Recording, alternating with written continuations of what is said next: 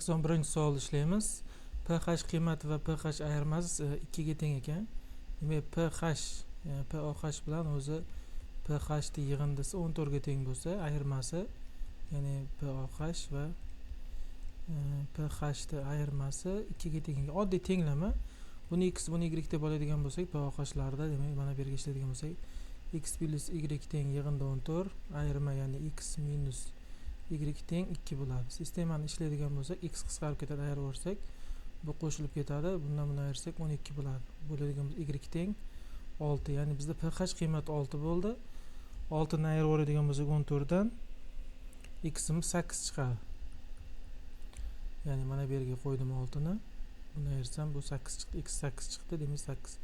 Savolda eritma bor OH ionlari so'rayapti. E'tibor beringlar.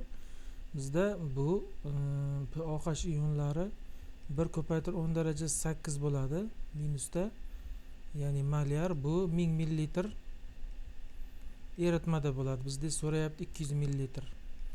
200 millilitrda qancha deb hisoblayveramiz. 1 ko'paytir 10 darajasi 8 minus ko'paytiramiz 200 bo'lamiz 1000.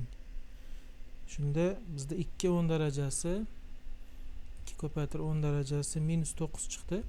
Endi buni Avogadro soniga ko'paytirishimiz kerak. 6 ko'paytir 10 darajasi 23 ga. 6 ko'paytir 10 darajasi 23 ko'paytirganimizda 1,2. E'tibor beringlar, 1,2 ko'paytir 10 darajasi 15 bo'ldi. Yoki 12 ko'paytir 10 darajasi, bu yoqqa bitta sursa bu kamayadi, 14 bo'ladi. Shunaqa javob olamiz. 14 ligi bormi? Bo'lmasam